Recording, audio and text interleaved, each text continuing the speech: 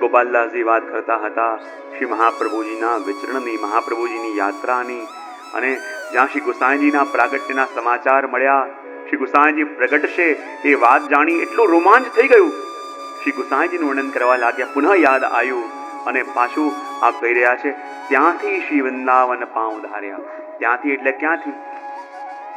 શ્રી મહાપ્રભુજી ક્યાં બિરાજતા હતા હમણાં સુધી? પંઢરપુર.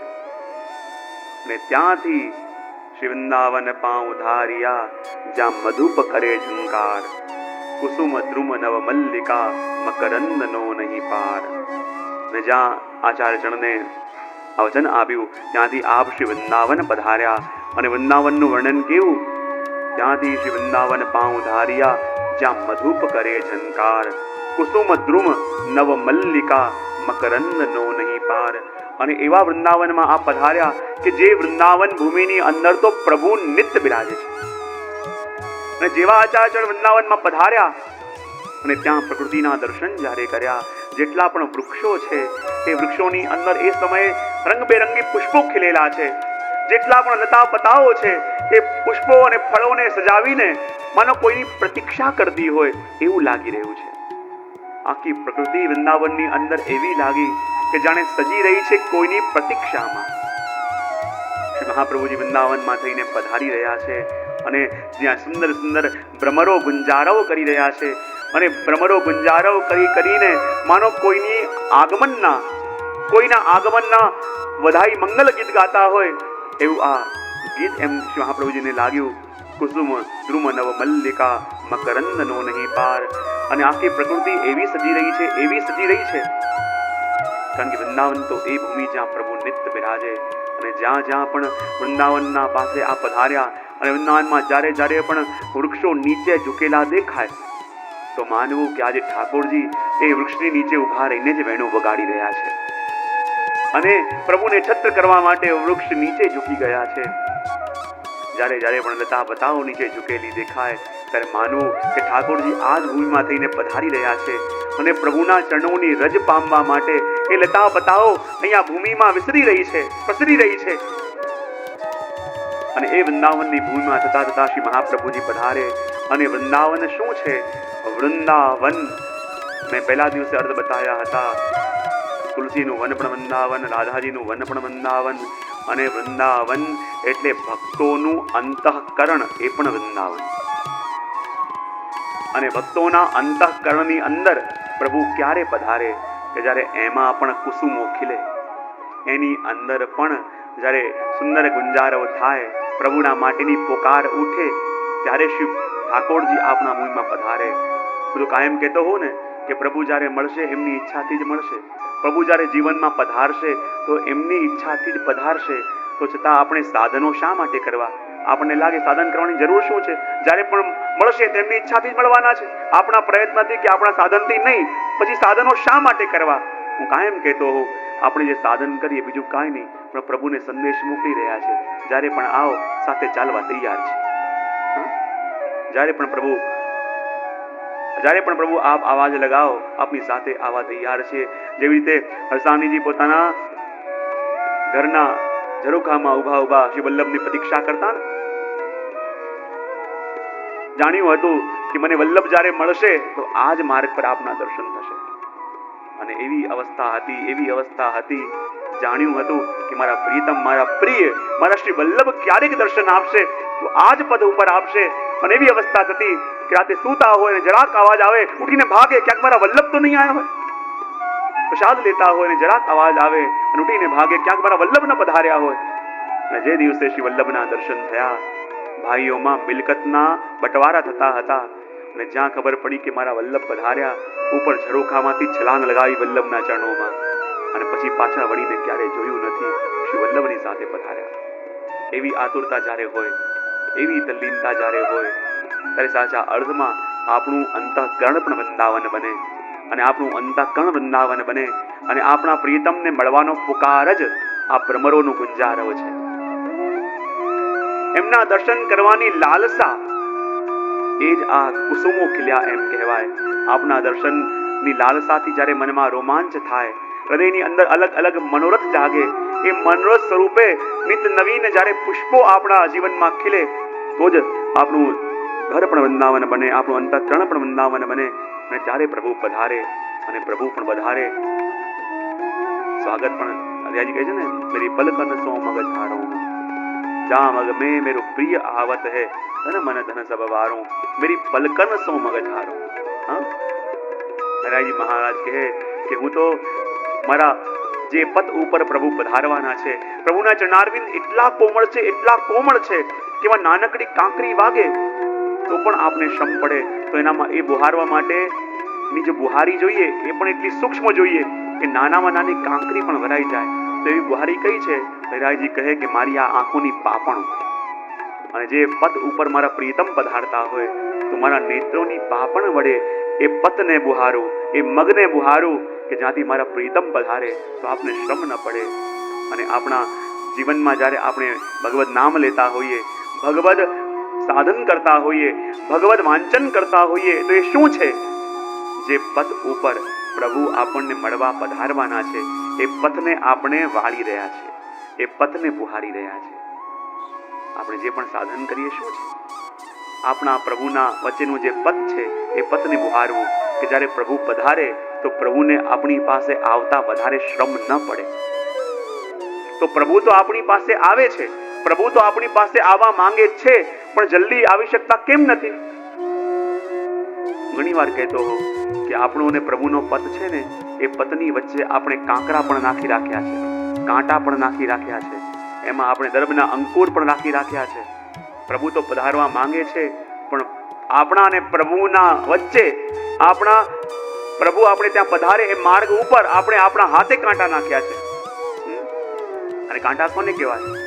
આપણા પ્રભુ આપણી પાસે સેવા લેવા આવતા હોય, આપણા પાસે આપણે સુખ આપવા આવતા હોય, પણ આપણે એ જ પ્રભુની કામના ન કરીએ, પણ લૌકિક સુખોની કામના કરીએ, તો એ વખતે પ્રભુ જ્યારે આપણા ઘરે આવતા હોય તો પ્રભુને ચરણમાં કાંટા વાગે અને પ્રભુની ગતિ અટકી જાય. પ્રભુ તો આપણે ઘેર પધારે છે, પ્રભુ તો આપણા જીવનમાં પધારે છે, પણ એ પ્રભુ જ્યારે આપણી પાસે પધારતા હોય તો પ્રભુના ચરણોમાં કાંટા ક્યારે વાગે? કે જ્યારે પ્રભુ આપણી પાસે આવે તો પ્રભુને એમ કે આને મારી જરૂર છે, આ મને ચાહે છે, આ મને પ્રેમ કરે છે. પણ જેવા પ્રભુ પાસે આવે અને પ્રભુને ખબર પડે આ મને ચાહતો નથી, આ મારાથી કંઈક ચાહે છે, આને મારી જરૂર નથી, આને મારાથી કંઈક જરૂર છે, અને જ્યાં પ્રભુ પધારતા હોય અને એ જ વખતે પ્રભુના ચરણોમાં કાંટા વાગે અને પ્રભુની ગતિ અટકી જાય.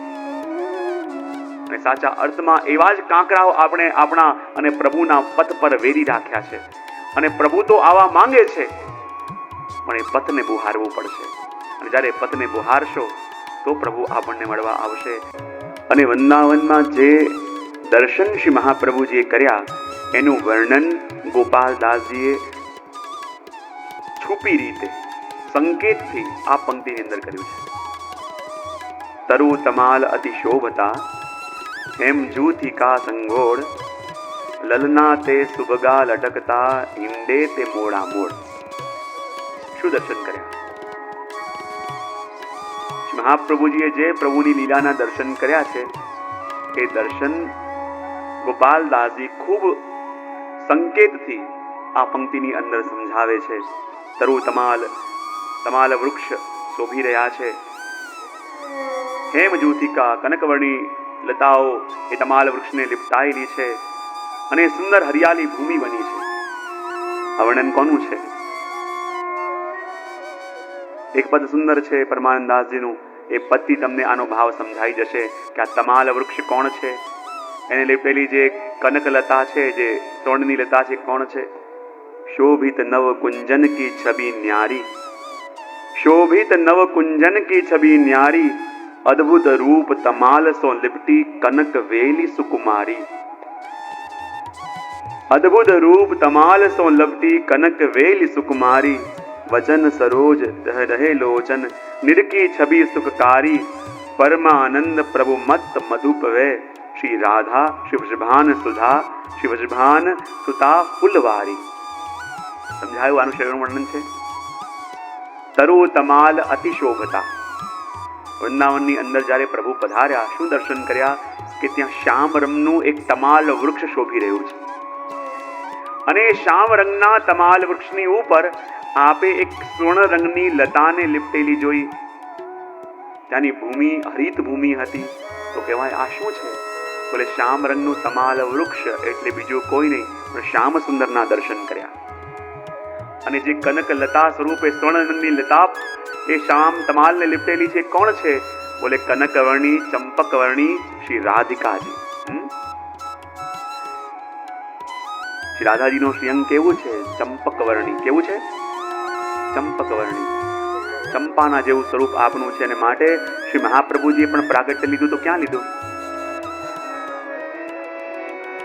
પોતાના મૂળ સ્વરૂપને પ્રગટ કરવા માટે ચંપારણ્યમાં. કારણ કે ચંપાનો જેવો રંગ છે એવો જ સ્વામિનીજીનો. અને એટલા માટે તો મહાપ્રભુ ચંપારણમાં પ્રગટ્યા. બોલે કેમ?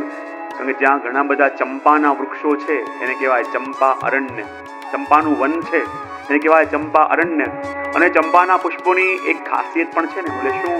કોઈ કવિએ ચંપાના પુષ્પને પૂછ્યું, કોઈ આંબાના બગીચામાં જાઓ અને કહો કે આમાંથી ચાખ્યા વિના અને જોયા વિના કહેવાનું કે સૌથી મીઠી આંબાની કેરી કઈ છે? કુશળ માલી હોય એ ગોતવા જાય, અને ચાખ્યા વિના તપાસ્યા વિના ખબર કેવી રીતે પડે? બોલે જે આંબાની ઉપર શુકે ચાંચ મારી હોય એ સૌથી મીઠી કેરી. એ જ પ્રમાણે કોઈ માલીને કહો કે આ બગીચાની અંદર સૌથી સુંદર પુષ્પ કયું છે, તો કુશલ માલી પણ જોશે કે જે પુષ્પની ઉપર સૌથી વધારે ભ્રમરો મંડરાય છે એ સૌથી સુંદર પુષ્પ. તો હે ચંપાનું પુષ્પ, પુષ્પની પૂર્ણતા તો ત્યારે છે કે જ્યારે એની ઉપર ભ્રમર આવે. પણ તારી પાસે આવું સુંદર રૂપ છે, સુંદર રંગ છે, સુંદર ગુણ છે, તો જે ભ્રમર દરેક પુષ્પ ઉપર બેસે એ ચંપાના પુષ્પ ઉપર ભ્રમર ક્યારે પણ બેસતો નથી. આવું કેમ? ત્યારે કવિ કે એનું પણ કારણ છે કે જે ભ્રમર દરેક પુષ્પની પાસે જાય પણ ચંપાના પુષ્પ પાસે ભ્રમર ક્યારે ના જાય. બોલે કેમ? चंपक वर्णी राधिका और भ्रमर हरि को दास, ये संबंध को जान के भ्रमर न आवे पास. જે ભ્રમર દરેક પુષ્પ પાસે જાય પણ ચંપાના પુષ્પ પાસે જતો નથી. બોલે કેમ? કારણ કે જેવું વર્ણ સ્વામિનીજીનું છે બરાબર એવું વર્ણ આ ચંપાનું છે. અને એ પુષ્પના ભોગતા તો અલૌકિક ભ્રમર એવા ઠાકોરજી છે, અને ભ્રમર એમનો દાસ છે. માટે એ ભ્રમર દરેક પુષ્પો ઉપર જાય પણ ચંપાના પુષ્પ ઉપર ક્યારે ન જાય. જેવું વર્ણ સ્વામિનીજીનું કનકવર્ણી એવું ચંપાનું. અને એટલા માટે તો કહ્યું શ્રી મહાપ્રભુજી શું દર્શન કરી રહ્યા છે? ગોપાલદાસજી વર્ણન કરે, તરુ તમાલ અતિ શોભતા. એમને એમ ખાલી પંક્તિ વાંચી જઈએ તો ખબર ના પડે આ શેનું વર્ણન છે, આ કઈ લીલાનું વર્ણન થઈ રહ્યું છે. તરુ તમાલ અતિ શોભતા, હેમ જૂતિકા સંઘોળ, લલના તે સુભગા લટકતા, હિંડે તે મોળા મોળ. અને હિંડે તે મોળા મોળ એટલે ત્યાં જેટલા પણ વૃક્ષો છે એ બધા વૃક્ષો એકબીજાને અડી અડીને રહેલા છે. બોલે કેમ? દ્વે દ્વે ગોપી બીજ બીજ માધવ. ઠાકોરજીના રાસનું વર્ણન આ થઈ રહ્યું છે. ત્યાં જેટલા પણ વૃક્ષો છે એટલે શું કહ્યું? હિંડે તે મોળા મોળ. ત્યાં જેટલા પણ વૃક્ષો છે એ એકલા નથી, બે બે છે અને એકબીજાને અડી અડીને ઉભા છે. કારણ કે વચ્ચે છે ઠાકોર શ્યામ વર્ણ તમાલ સ્વરૂપે ઠાકોરજી, જોડે છે કનકવર્ણા રાધાજી, અને આસપાસ અનેક ઘણા બધા વૃક્ષો છે. એ વૃક્ષો કોણ છે? એક એક ગોપી અને બે ગોપી અને વચ્ચે વચ્ચે શ્યામ. એવી રીતે હિંડે તે મોળા મોળ અડી અડીને આ પાસે ઉભેલા છે. અને ત્યાં સુંદર રાસ થઈ રહ્યો છે એનું વર્ણન આની અંદર કર્યું. અને ત્યાંની જે ભૂમિ છે એ ભૂમિ હરિત બની ગઈ છે. જેટલી પણ ભૂમિ છે લીલા રંગની બની ગઈ છે. અને લીલા રંગની કેમ બની ગઈ છે? લીલા રંગની ભૂમિ કેમ બની? એનો મતલબ શું? ઠાકોરજીનું વર્ણ છે નીલ વર્ણ. કેવું છે? સ્વામીજીનું પિત્ત વર્ણ. અને જ્યારે નીલો રંગ અને પીળો રંગ મળે ત્યારે લીલો રંગ બને. અને માટે નીલવર્ણ ઠાકોરજી શ્યામ તમાલ કનકવર્ણા રાધાજી જોડે વિરાજમાન છે. અને આપના સંયોગને કારણે ત્યાંની ભૂમિ હરિત થઈ છે. અને આટલું કહી શકીએ. અને વિશેષ જ્યારે ભગવત કૃપા કરે ત્યારે અર્થ સમજાય. તરુ તમાલ અતિ શોભતા, હેમ જૂતિકા સંઘોળ. સંઘોળ એટલે યુથોના યુથ. સંઘોળ એટલે યુથોના યુથ. હેમ યુથિકા છે એટલે કનકવર્ણી લતા છે, પણ એ લતા એકલી નથી, પણ એની સાથે એના યુથોના યુથ છે. અને યુથોના યુથ એટલે સ્વામિનીજી છે, પણ એકલા નહીં, એમની સાથે અનેક અનેક યુથોમાં એમના સખીજનો પણ છે. અને વચ્ચે એમના વચ્ચે તરુ તમાલ એવા શ્યામ સુંદર શોભી રહ્યા છે. લલના તે સુભગા લટકતા હિંડે તે મોડા મોડ. અને એકબીજાને અડી અડીને આ ઉભા છે અને આ વર્ણન રાસનું થઈ રહ્યું છે. આપણને લાગે પ્રકૃતિનું વર્ણન છે, પણ આ વર્ણન પ્રકૃતિનું નહીં, પણ વૃંદાવનની અંદર જ્યારે શ્રી મહાપ્રભુજી પધાર્યા અને જે રાસનો અનુભવ આપે ત્યાં કર્યો, જે રાસના દર્શન આપે કર્યા, એનું વર્ણન અહીંયા થયું. અને શ્રી મહાપ્રભુજી તો રાસના દર્શન કરે છે, એમની કૃપાથી અને ગોસાઈજીની કૃપાથી ગોપાલદાસજીને પણ દર્શન થઈ રહ્યા છે. પણ ત્યાં ઘણા મોટા મોટા જે મુનિઓ છે, એ મુનિઓ બધા વૃક્ષોની ઉપર મયુર સ્વરૂપે વિરાજમાન છે અને એ કેવી રીતે આ રાસનો આનંદ લઈ રહ્યા છે એનું વર્ણન આગળ 20મી તુકની અંદર